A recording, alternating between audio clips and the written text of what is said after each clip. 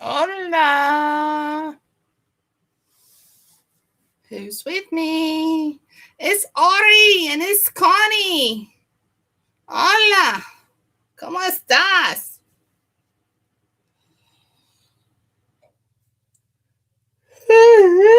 How are you, ladies? How's it going? Bitsy Lou Who, how are you? You're not first tonight, girlfriend. You run that baby done knocked you out.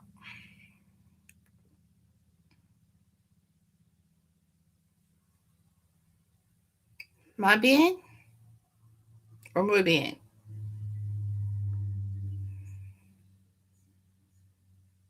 Mug bien? You guys are cracking me up. Muy bien.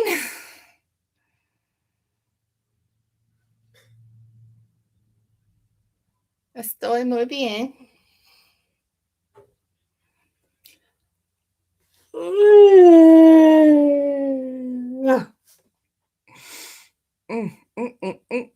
And look at you, so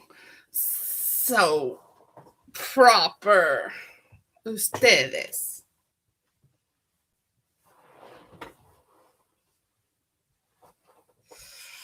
Urgh. Yes, I'm cold, okay? Just hush. Nobody asked you, Neener. Neener Beaner.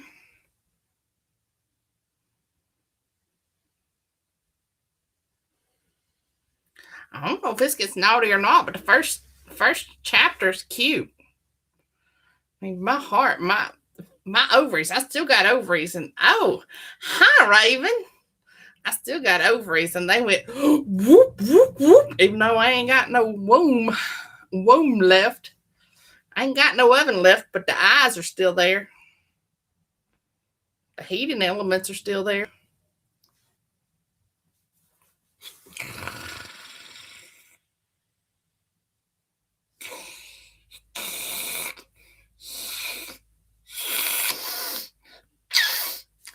Yeah, I'm feeling kind of silly tonight. Is she now? I never read any of her books, I don't think. Is she going to be here tonight, Nina? How many events does Nina have tonight, by the way?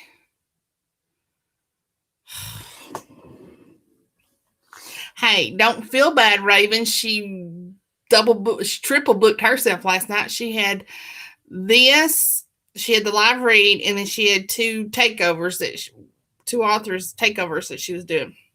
She's helping with.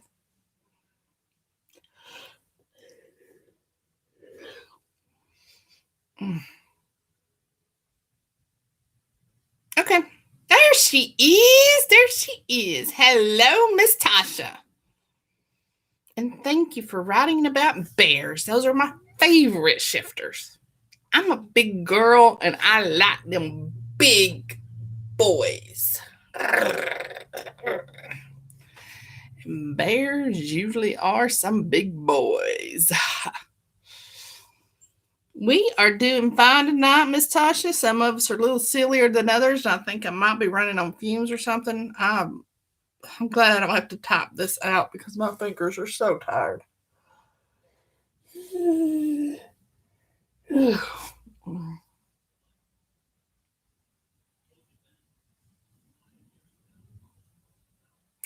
Yay. Is there any certain chapters I should be reading? And thank you for getting me the book. Usually I have it done on the weekends and I just didn't even get around to that.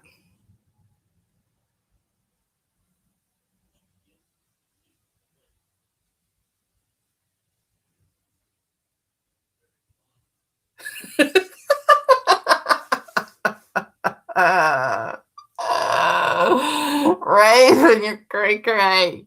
Oh my gosh. I've got to stay off of Kindle shopping at night. Ask Nina and Vincy. I tend to do well. I do try to hit like the 99 cents and under because, I'm kind of broke. But occasionally I go through and I'll buy a whole series and I'm like, sheesh.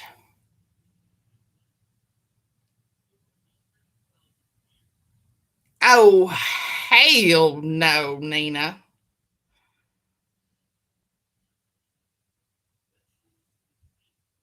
Okay. So I'll just start at the front and read through. And Ori is Nina, Tasha, if you don't know that. She likes to try to confuse people and think she's got a alias and all this stuff. She just got too many names to go by. Oh, it is a good investment. And I like them big and cuddly. Oh my gosh. I don't necessarily go for the, yeah, Nina's alter ego. Ori's the good one, Nina's the bad one. um, I like my guys. I don't really care for all that muscle. I mean, I want them to have muscle, of course, but they don't have to be just like, I don't have to wash clothes in their abs, although I wouldn't mind trying sometime. And I like them soft and cuddly. I like my teddy bears. Oh yeah. Nina's got about 3 or 4 alter egos, and very few people see the ones aside from Nina and Ori. Her daughter calls her Oreo.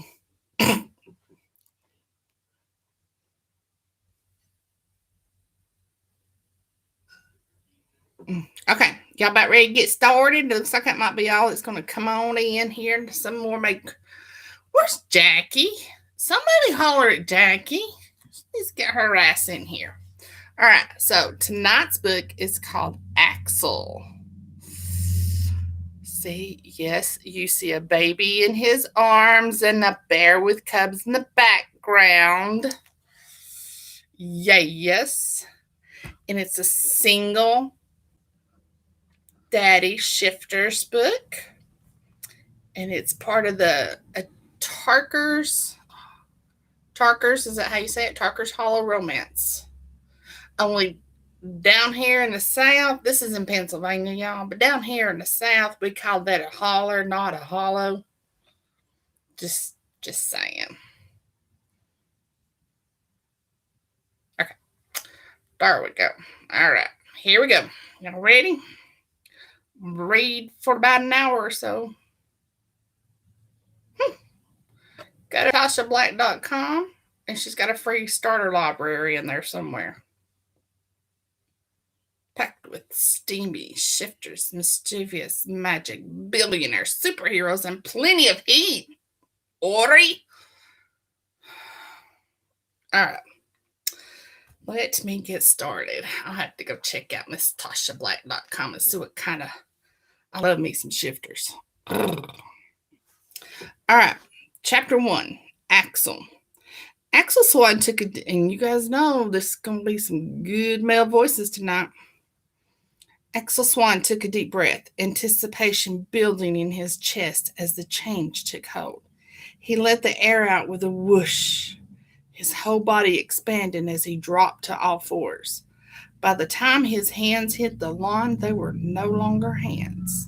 Tender blades of grass tickled the pads of his massive paws. He shook his thick pelt and lifted his snout to the swollen moon, drinking in the delicious sounds and smells that rushed toward his enhanced senses.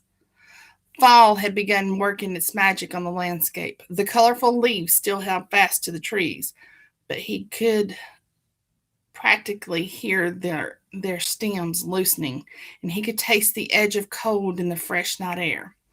He loped off towards the trees, yearning for the scent of pine that his paws would pick up. His muscles sang as he leaped. He had so few chances to indulge the beast within, and it had been so long.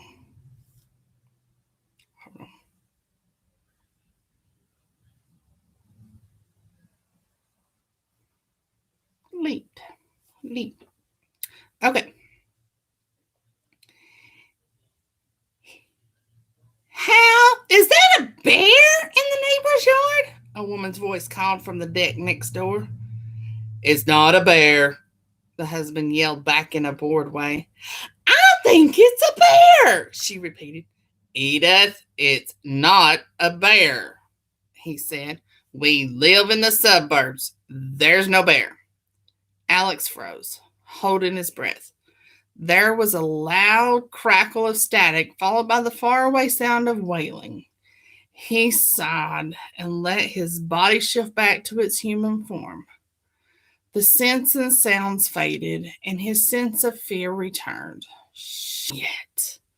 He scuttled back to the house, grabbing his bathrobe from the back porch in one hand and the baby monitor in the other. He managed to get inside and lock the door before Edith could come over to investigate. But he knew she'd be over in the morning to tell him all about the animal she spotted in the yard. He ran a hand through his hair and shook his head. Shifting at home was a risk. The backyard was so small. Just a wooden fence and an expanse of lawn with a stand of pines in the back. But it wasn't like he could go anywhere else. No matter how seductive the call of the moon, Axel would never leave the radius of the baby monitor. He placed the monitor on the kitchen table and pulled on his robe, tying it firmly around his waist. The baby had quieted, but Axel would check on him anyway. He liked any excuse to visit Noah in the night. If he's in the house, why the hell's he putting on a robe? Stupid.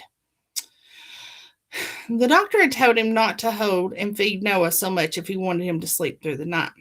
But it was difficult to let the little fellow cry alone in his own room. Vincey, are you listening to this? Hey, Olivia. The doctor had told him not ussing. He moved through the dining room, still decorated with his ex-girlfriend's frilly tablecloth, through the living room with his big chair and small fireplace, and up the creaky stairs. Noah's door was the first one at the top of the steps.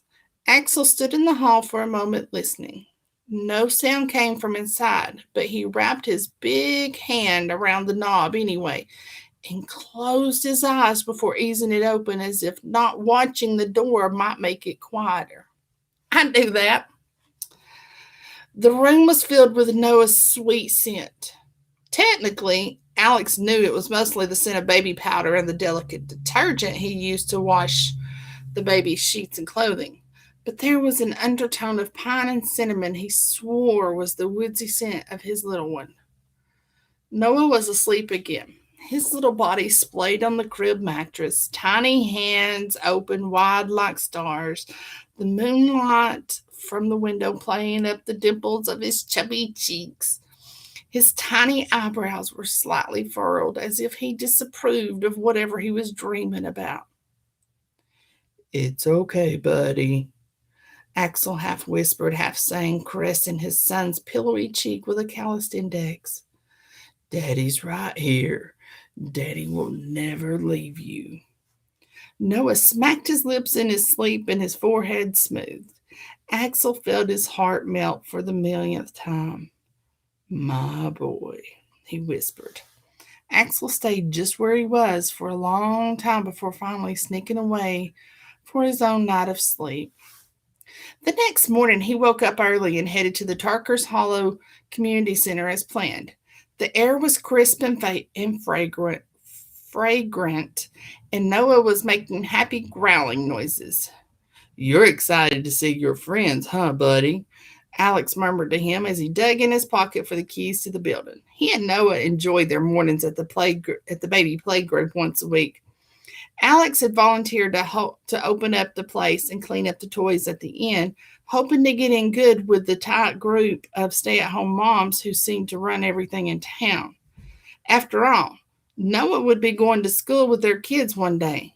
Axel needed to prove he was a trustworthy presence for playdates. But so far, it hadn't seemed to win him much goodwill. No matter how friendly Axel was, the women hadn't taken a shine to him. The other single dads in the group had theories on that, but Axel didn't like to presume. He hoped that in time he would be accepted. Balancing Noah on his left hip, he opened the door and jogged up the stairs to turn on the lights. The huge arched windows that lined the north side of the room looked out over verdant views of Tarker's Hollow College campus and soccer field.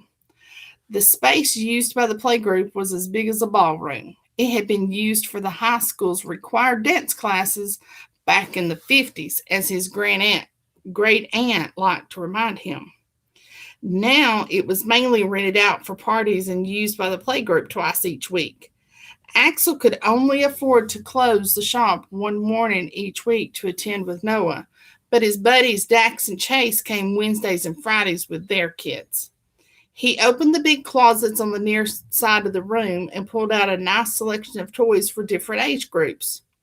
Noah was too little to do much more than lie on a playmat and kick his legs, but the toddlers at playgroup used the bikes and the toy kitchen and other items they cycled through week by week.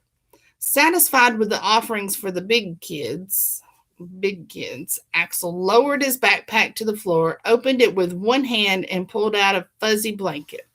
He spread the blanket on the floor and sat down with Noah just as heavy footsteps jogged up the stairs. "There's Noah," a voice boomed. "Hey, Chase," Axel said with a grin. "And hello, Jacob." Chase Bowman always brought his nephew to playgroup. His sister worked a 9 to 5 in the city, and Chase's job fundraising for the college meant he sometimes worked late nights. He had told Axel that when he'd asked for flex hours so he could spend mornings with his nephew, the dean had granted his request on the spot. "How are you guys?" Chase asked, spreading out his own blanket and sitting down with little Jacob. "We're great," Axel said. "You look tired," Chase said sympathetically.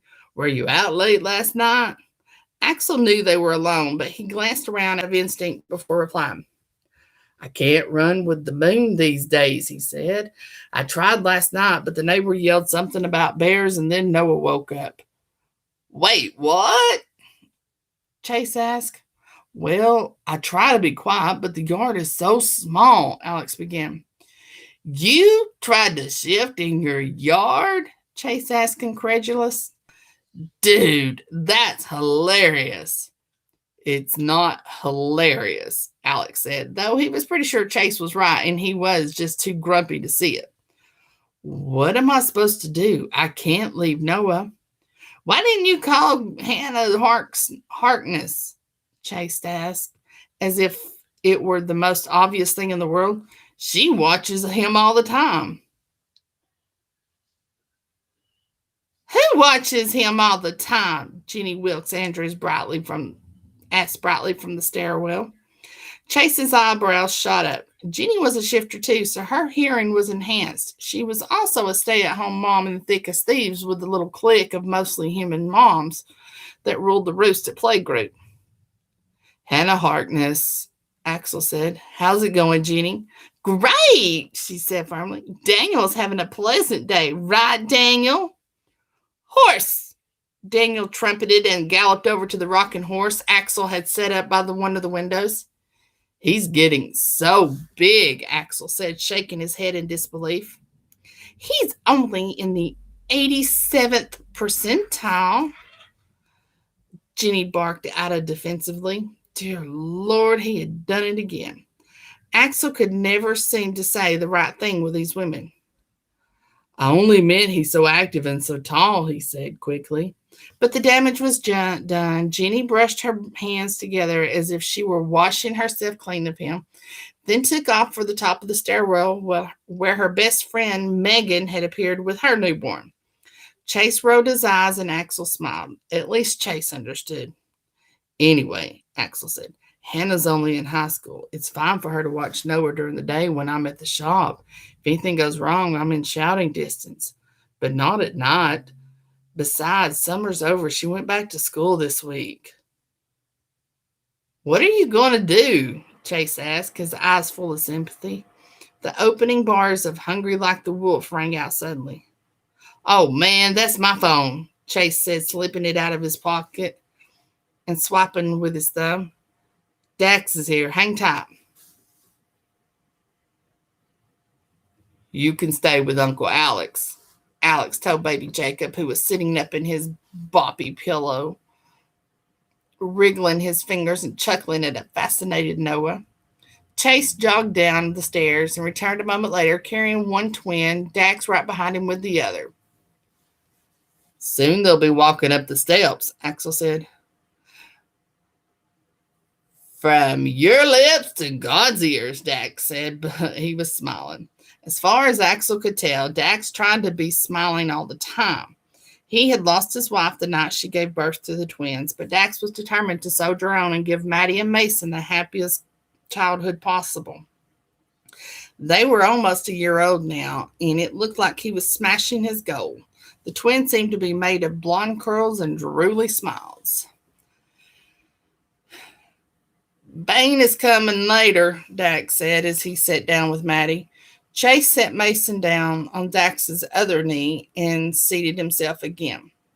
More women came up the stairwell, greeting each other and cooing over the babies. None came over to the sunny spot the guys had set up. Bane's back, huh? Axel asked. How does he seem? Dax shrugged. He's just lost his sister, and he wasn't exactly planning on a life in the burbs with the baby. But he sounded pumped to see us. None of the men had planned to be single dads or part-time caregivers in Chase's case. But together they were bringing up some pretty special children and learning to appreciate the privilege more every day. Welcome to playgroup! Jessica McAllister's bright soprano voice chimed crisply. Your first visit is free. Here's a form to fill out if you want to come back. That wasn't her usual effusive spiel. Thanks, said a familiar voice. Bane! Chase called, looking over Axel's shoulder at the top of the steps.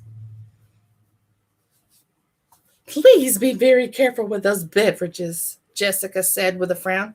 We rent this space from the college. I guess Jessica's worried this place will be taken over by single dads soon, Dax whispered to Alex, his eyes twinkling with humor. Alex turned to see Bane approaching with his nephew Oliver. He had one hand wrapped around Oliver's, the other held a flat of paper coffee cups. Bane was tall, dark-haired, and covered in tattoos. Though you wouldn't know it with the long-sleeve t-shirt and jeans he wore today. Axel figured Bane was trying to make a good impression on the moms of Tarker's Hollow, too. Good luck with that. Look at your handsome nephew, Alex said. You're getting so tall, Ollie. My handsome son, Bane said quietly. The adoption went through last week. Alec felt a pang at the mixture of pain and pride evident in Bane's deep voice. That's awesome, man, Dax said appreciatively. Congratulations. They all watched quietly for a moment as Oliver immediately began putting together a wooden puzzle. Ollie was a super smart kid. He was only a toddler, but you could already tell. So, what's new with everyone? Bane asked.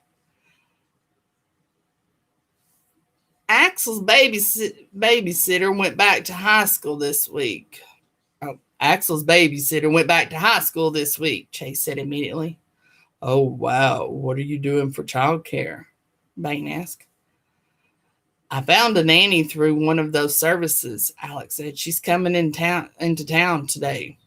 He held his breath, hoping his friends wouldn't judge him. He loved his son, but he had to work, and he couldn't keep asking his apprentice to babysit. What, like Mrs. Doubtfire? Chase asked. Well, hopefully not exactly like that, but yeah, Axel laughed. Aren't there a dozen women in Tarker's Hollow who would love to help you with Noah? Chase said with a playful wink. Very funny, Axel said. I'm not looking for any kind of entanglement. I just want a professional. Y'all, if I slow down, if I pause or anything, it's usually because I'm trying to figure out who's speaking what or trying to remember what voice I gave what character. So bear with me. That was a moment of awkward silence in which Alex cursed himself. His friends knew he had some trust issues, especially when it came to Noah. After all, the child's own mother had abandoned them. I think it's fantastic, Dax said quickly. You could definitely use some live in help.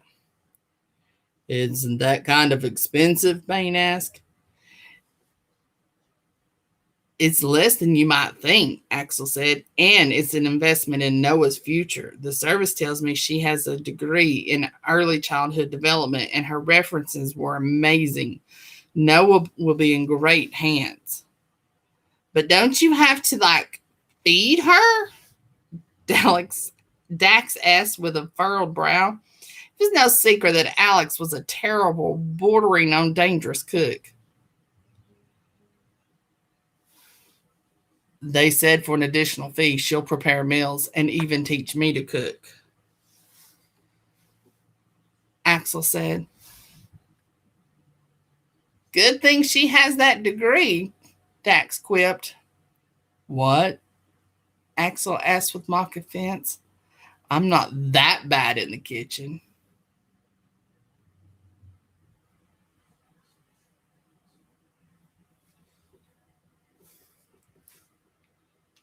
Sorry, y'all. My daddy texted us just making sure it wasn't an emergency. He doesn't always understand that I have this live read. He doesn't understand what it is. Okay. No comment, Chase said, his eyes twinkling. But the fire department might have a thing or two to say. Okay, that was one time, Alex admitted. Yes, but we almost died, Chase reminded him. So it was worth mentioning. Okay, bummies, Jessica yelled in her cheerfully nasally voice, completely ignoring the fact that there were dads and other caregivers in the room. Time for music. Here we go, Dax said, leaning into Bang. Just try to keep up. Chapter 2, Delilah. There's Jackie. About time you got your ass in here, sister. The name of the book is AxelL, Single Daddy Shifter 1 by Miss Tasha Black. Chapter 2, Delilah. Delilah bit her lip and signaled a left-hand turn. The sign for Tarker's Hollow indicated a shaded, tree-lined street. Hopefully the town wasn't too sleepy. Soon as she pulled in, branches met overhead, forming a green canopy. Beautiful old Victorians peeked out at her from behind the dappled shade of the enormous trees and hedges. She felt as if she were driving into another world. Two women approached each other on the narrow sidewalk, one with a dog, the other with a stroller. Delilah glanced back at them, expecting a showdown. But the dog lady stepped onto the grassy shoulder, and the two waved to each other in the soft morning light. Wow. She'd been in the city so long with nothing but concrete, glass, and unfriendly faces. This town looked like something out of a fairy tale. A person like Delilah didn't belong in a place like this. Even the misty air tasted too pure. A few minutes later, she passed the Tarker's Hollow College campus, and a little village came into sight. It was just a train station and a block or two of small shops. The library seemed to be the largest building in the whole town. Delilah glanced around, anxious to find a mechanic or service station. She had hoped she'd be able to dump the car at a big franchise, but that wasn't going to happen, which was too bad. Small town people asked too many questions, and this was a pretty fancy car. But the low fuel light had kicked on when she was still on I-95, so she had to take the Tarker's Hollow exit and hope for the best. The village shops passed by quickly, and she found herself back in the residential section. The trip had been a bust after all. Just as she was about to give up hope, she saw the sign Swan Automotive. It was a tiny shop. Behind it, a gravel road seemed to lead into the woods.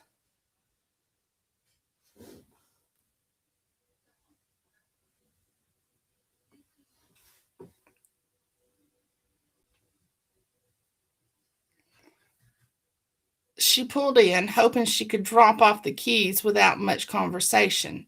The last thing she wanted was to be remembered. Her heart pounded as she approached the door and read the sign on the side of the door of the glass.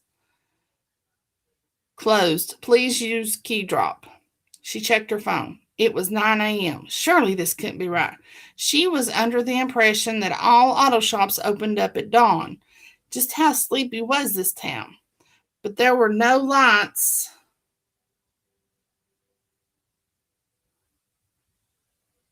But there were no lights on, and the door was firmly locked. Counting her lucky stars, Delilah dropped the car keys in the wooden drop box next to the door and looked around. She could probably make it back into the little town center in 10 minutes on foot. Hopefully, the change in her pocket was enough to get her on a train to Philadelphia. From there, she just needed to find a place to lay low for a few days and she'd be home free. She'd found her way onto she had found her way out of a con that had gone wrong. She thought she was done for, but it looked like she was going to make it after all. Just then, she heard the crunch of gravel as a car pulled into the lot. Delilah spun on her heel, intending to try and get as far away as possible before the person got a good look at her.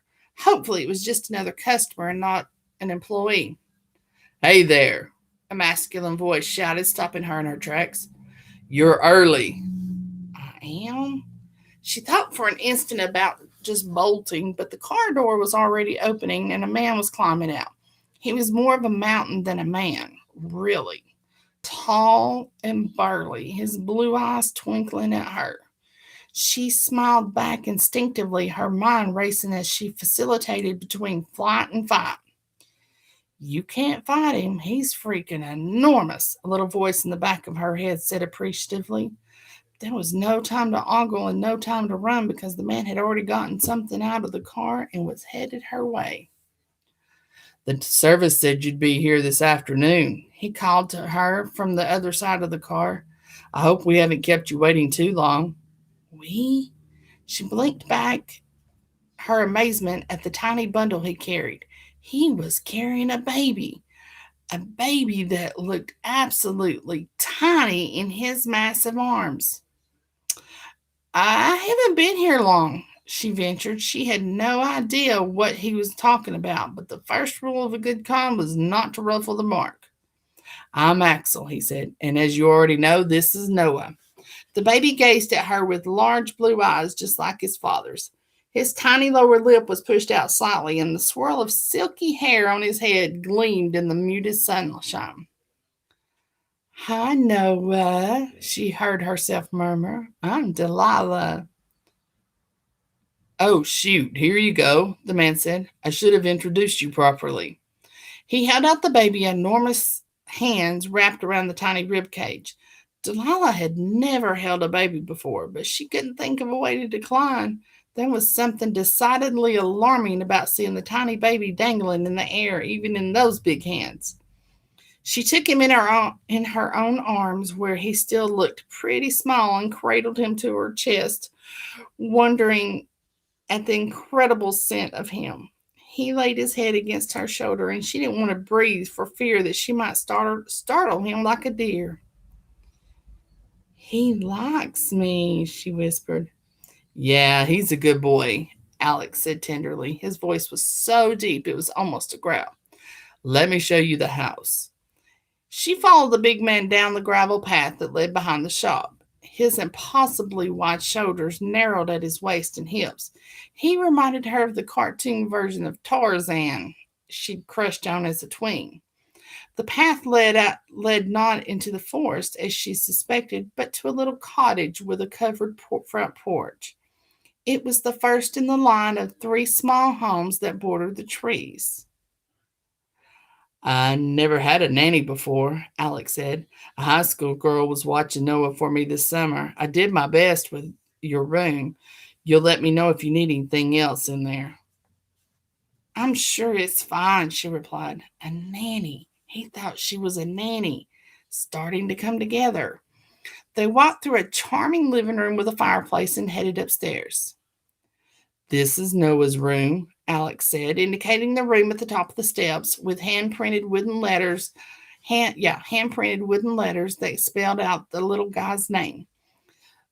Little as he was, Noah was feeling decidedly heavier in her arms after the trip up the steps. He had definitely seemed smaller when his enormous father had been the one holding him. My room is here, Alex said, pointing to the door next to Noah's, and yours will be at the end of the hall. He opened the door to her room and stepped aside for her to enter. Bright sunlight greeted her from a bank of windows that extended on both side walls and across the front of the house into the branches of a huge maple. She felt as if she were in some kind of tree house. A full-size bed in a simple white frame with a matching dresser next to it took up most of the room, though a cozy rocking chair fit perfectly in the far corner. It was beautiful, maybe the most beautiful room she had ever seen. I know it's really small, he said. It used to be a sleeping porch, but the former owner converted it. The house just isn't that big. It's only me and him, and now you. It's perfect, she told him. I love it. She looked around for a moment, pretending that she was really going to live here and sleep in this magical room. But that wasn't the case. The real nanny would probably be along any minute. She had to figure out a way. She had to figure out a way out of here before that happened. He's sleeping, isn't he? Axel asked, looking down at the baby. Here, I'll put him down this time. He took the baby carefully from her arms, which suddenly felt empty and cool without Noah's sweet weight. I'm gonna check out the living room again, she lied as she catapulted herself down the stairs. She was almost at the front door when the phone rang. It wasn't a cell phone. That was a true jangling ring, like the landline at her grandma's house. Cozy Cradle's nanny service, the machine announced in a robot voice. On pure instinct, she grabbed the receiver. Hello, she said softly into it. Hi there, ma'am. This is Elaine from Cozy Cradles, said a polite voice on the other end. I'm very sorry to tell you this, but your nanny has the stomach flu that's been going around. We're working hard to find a substitute, but with the fall weather, there's a lot of illness and we're stretched pretty thin. Oh, that's fine, Delilah said smoothly. Don't bother with a sub for us. We'll be okay. What does she need? Just a few days before she can start? Oh, thank God, Elaine said in a relieved way. Yes, just a couple of days and I'm sure she'll be ready to report for duty. That's just fine, Delilah said. You have a nice day now, Elaine. You too, Elaine said happily. Delilah hung up just in time to see Axel heading down the stairs. Was that the phone? He asked. Yes, she said. I saw it was my agency and I thought I'd better pick up so the phone didn't wake the baby. They just wanted to make sure I made it here okay. That's very nice of them, Alex said. You picked a great agency, Mr. She thought of the sign over the shop. He must be the owner, Mr. Swan. I hope so, he said. But please, just call me Alex. Axel. Why do I keep saying Alex? Axel. Axel, she echoed with a smile, remembering her mom's old obsession with 80s hairbands. So the shop out front is yours? Guilty as charged, he said with a smile. I've always liked working with my hands. It was hard not to think of what else he might like to do with those hands. The living room suddenly felt very tiny and the space between them charged with electricity. So, where are your bags? He asked, clearing his throat. It's just this, she said, holding up her backpack. You don't have a suitcase? He asked uncertainly. Oh, well, I did have one, she lied, but I left it on the train. I'm such an idiot. I'm sure I'll get it back. Was your cell number on your luggage tag? He asked. Oh, I don't have a cell phone, she lied. All she needed was him asking for her number. She only had the burner phone from the con, and no way was she giving him anything that could get him entangled in that mess. It was bad enough that she had left the car at the shop. Want me to call Septa's Lost and Found? He asked. Oh, gosh, no. I'm sure you have work to do, she said. Is it okay for me to use your landline to do that while Noah naps? Sure, he said. I guess it worked out that I had the landline for Hannah. Who's Hannah? She asked, looking around for signs of a woman. If the baby had a mother, she might be more perceptive than Axel was. It could make it much harder to find out here even for a day or two. She's the high she's the high school student who helped with Noah for the last month or two. He said she doesn't have a cell phone either. Okay, Delilah nodded, feeling better. He had told her if it was only himself and Noah in the house, and now Delilah. Well, I'll be at the shop if you need me for any reason, Axel said. Please make yourself at home. Thank you, Delilah said. I will. He had no idea. Okay, we got time for chapter 3. Chapter 3, Axel. Raven, you dirty girl, you.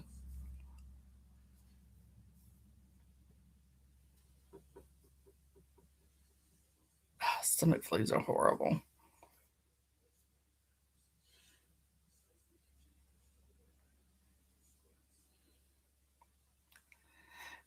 Axel headed to the shop with a spring in his step.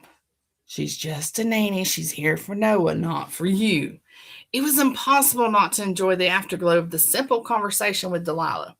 It wasn't that she had said anything particularly deep. He had hardly learned a thing about her. Frankly, she seemed a little nervous. But he was moved by the careful way she held Noah and the look of wonder in her eyes when she'd seen the tiny room he had set up for her. And Noah himself, who was in a phase where he was worried of strangers, had gone right into her arms and apparently felt so secure in his decision that he'd gone promptly to sleep on her narrow shoulder. These things made him feel like he already knew Delilah in the most important ways. She made his son feel safe. She appreciated the view of the treetops from her small room. What's got you smiling this morning? His apprentice Bill said in an almost accusatory tone. The nanny's here, Axel said, and Noah likes her. How do you even know she's qualified? Bill demanded. I can't believe you just left him with her. Sometimes he thought Bill was more protective of Noah than he was himself. She's experienced, Axel said. She has a degree in early childhood development, too. The agency found her for me. Bill snorted but kept his mouth shut. I think she's amazing, Axel heard himself say. You hardly know her, Bill muttered. Are you jealous that someone else is spending time with Noah? Alex teased. Bill shrugged and ducked back under the hood of the Prius he was working on. Axel smiled.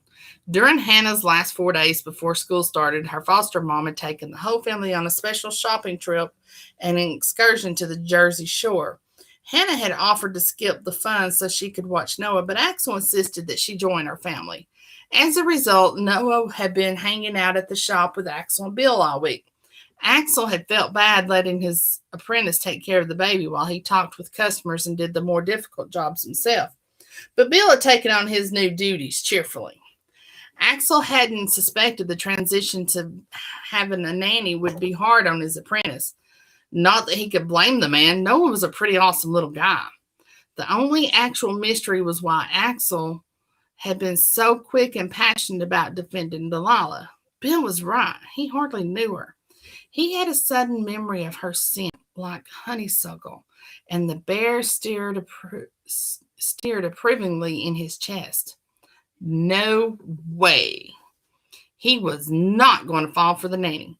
Not only because it was classic after-school special fodder, and also deeply problematic given the obvious balance of power between them, but because it was just plain wrong for his kid. Noah needed things to be consistent in his world. His dad lusting after the nanny would not make things better. Keep it professional, champ, he told the bear.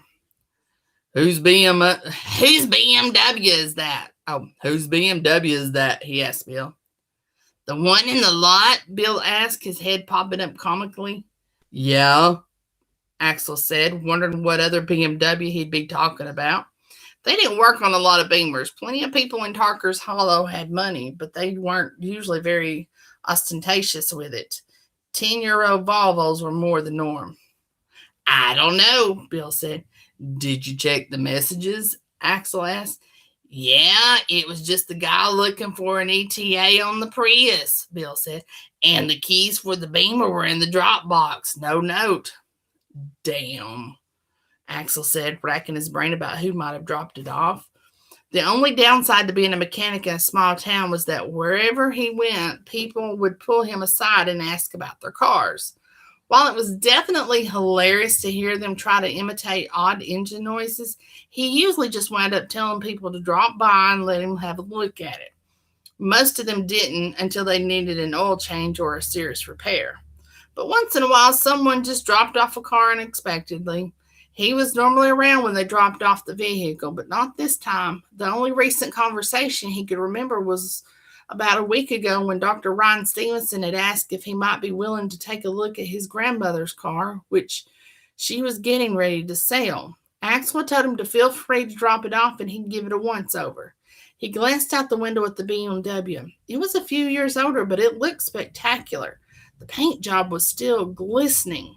It seemed over the top for an old lady's car, especially a car she was about to upgrade.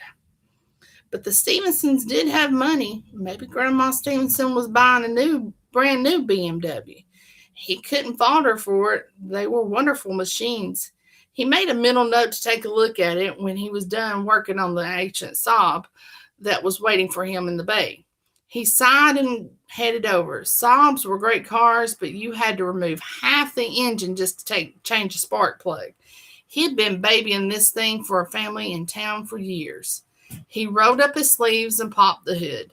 And although he didn't mean for it to happen, he found himself wondering what Delilah was up to and picturing her holding Noah and looking around her little room. All right, we still got time for one more. Chapter 4. Delilah sat on the floor next to Noah's bedroom door. She wasn't exactly sure how long naps were supposed to take, but she was pretty sure it wouldn't be good for the baby to wake up alone. From her cozy spot, she could see down the stairs to the front door, and straight ahead of her, the door to her own room stood open. My own room. She'd never really had a room she thought of as her own. Growing up, she and her mom had moved around almost constantly, and her adult life had her scrambling to get out of Dodge at the end of every con. She knew it wasn't really hers, but there was something so peaceful about the little room with the pretty view. She felt she could stay here happily for quite some time. If only the real nanny weren't coming soon. And if she hadn't left the BMW at the shop, she cursed herself inwardly yet again. Axel seemed like a good man. It wasn't right to have mixed him up in this. And yet, she wasn't sure what else she could have done. The con had been a good one, a simple variation on the fiddle game, but played with a flute, since it was the least expensive instrument available at the local pawn shop. It was supposed to be easy. Delilah went into the restaurant wearing simple clothing, carrying the flute in a bag as if she were a subway musician. When her bill came, she was supposed to freak out and say she had forgotten her wallet. Then she would offer to leave her flute, which was her livelihood, as collateral while she ran back to her apartment for her money. While she was away, a second con artist, pretending to be another diner, would examine the flute and say it was a priceless Vern Q. Powell from the 1939 World's Fair.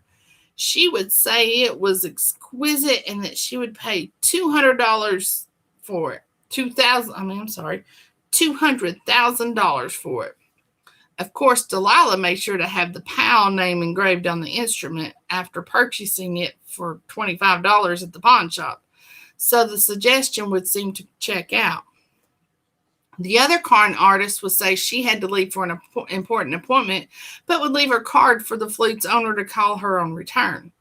A few minutes after she left, Delilah would return with her wallet. This was where the Mark was supposed to come to make his move, and the whole con relied on his greed, which is why it always worked. The Mark was supposed to hold on to the card and offer to buy the violin, but for substantially less than the other con artists had said it was worth, thus leaving himself plenty of profit when he called the number on the card to resell the instrument.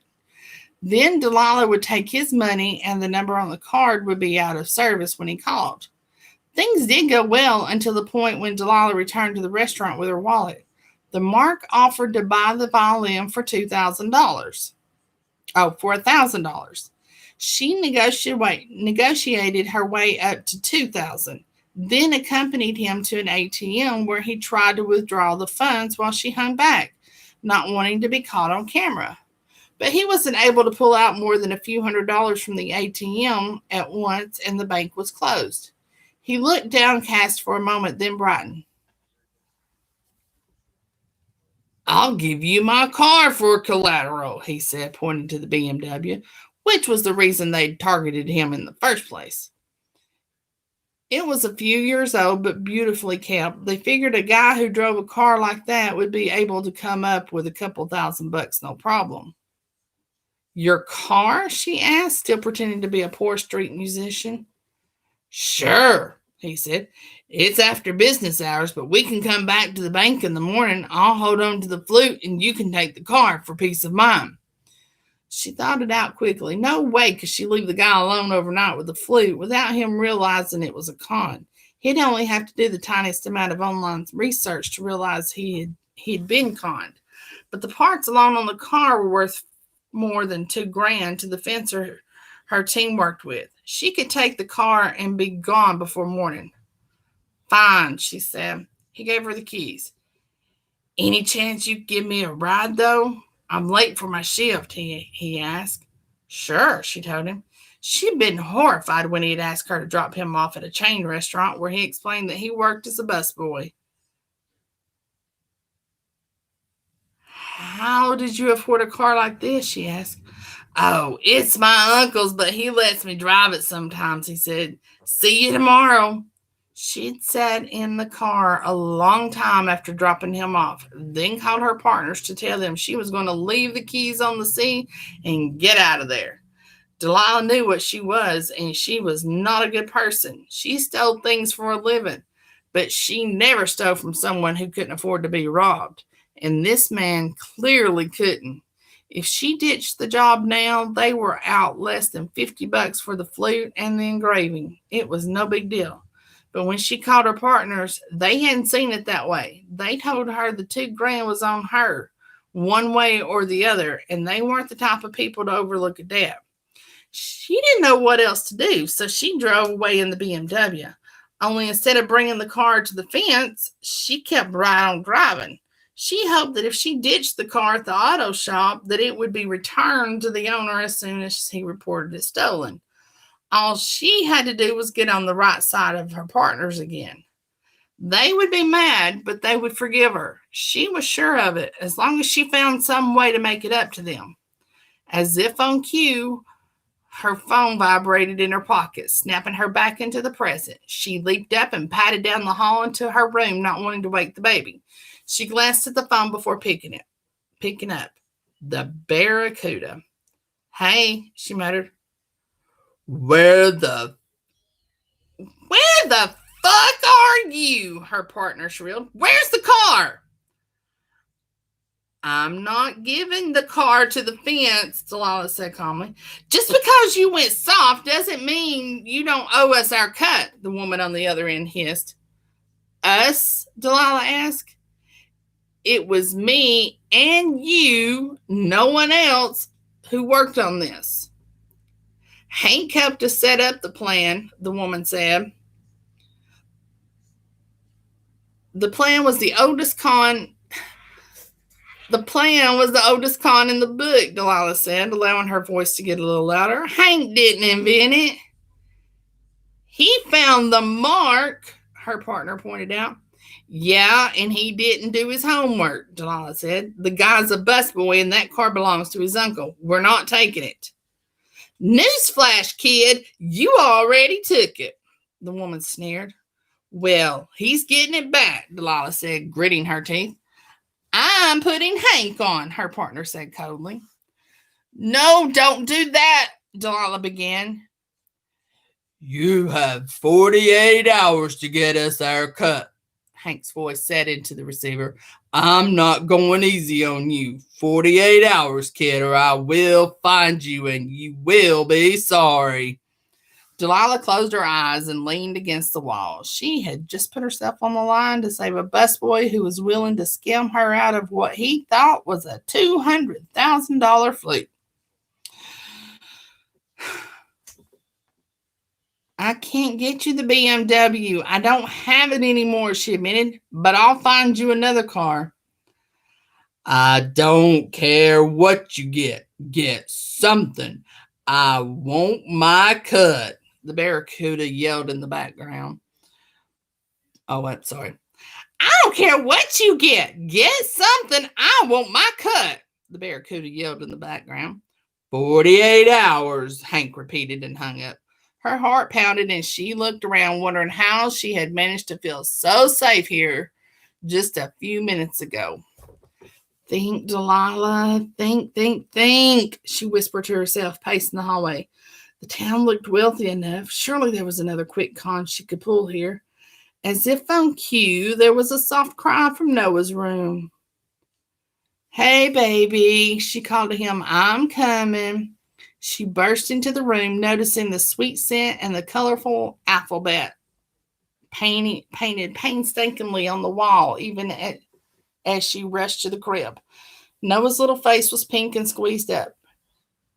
Here we are, she cooed instinctively as she considered how best to scoop him up.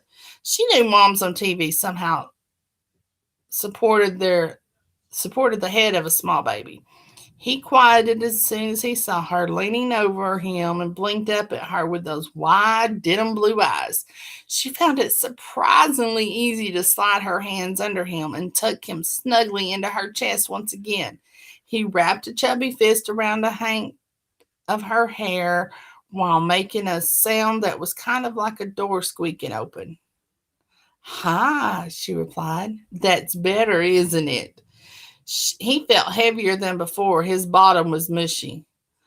Oh, wow, you have a full diaper, she said, her mind racing. Could it be that different from changing a doll diaper? And when had she last done that?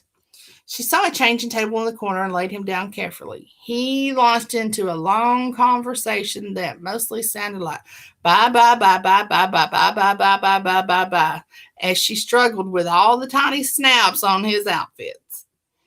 The diaper was only wet, and she thanked her lucky stars that she would learn to change a diaper without poop involved. Please don't pee on me, she asked him. Bye, bye, bye, bye, bye, bye, bye, he replied, and then shoved his small fist into his mouth like a cork, stopping the flow of conversation. It was the best assurance she was going to get. Somehow she managed to get another diaper onto him, and the many tiny snaps snapped properly, although she was glad she didn't have an audience because she certainly hadn't looked like the pro she was supposed to be.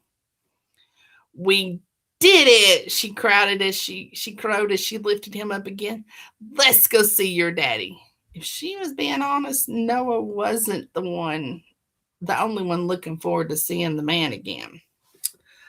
Whew. All righty. So this book's cute.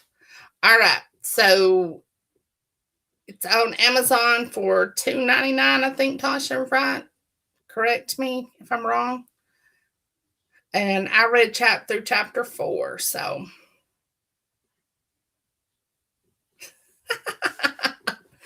making my ovaries go whoosh.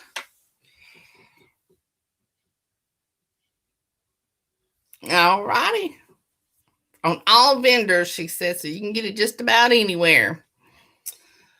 Okay, ladies, that's it for the week. I am going to Savannah, Georgia tomorrow. Yep, taking my niece down there to tour a college. Yeah, I'm not looking forward to that at all. But, hey, you gotta do what you gotta do. So, pick back up Wednesday next week, I believe. Right, Ori? Next Wednesday. And I don't even know who's on there. I'm so totally. I've been packing and I'm going away for the weekend and I'm just like, I was trying to get through work and I've been packing and it's just been crazy. I'm tired. So, yeah. Well, I'm taking my book, my my tablet anyway. I'm not taking any toys with me because I'll be sharing the room with my sister-in-law and my niece, so I don't really want to take no toys with me. But yeah. But I will be back next week. So you ladies have a wonderful weekend, and I hope the weather's good where you're at. It's supposed to be good where I'm going. So you guys have a wonderful weekend, and I will talk to you next week. All righty. All right. Lots of love and happy reading.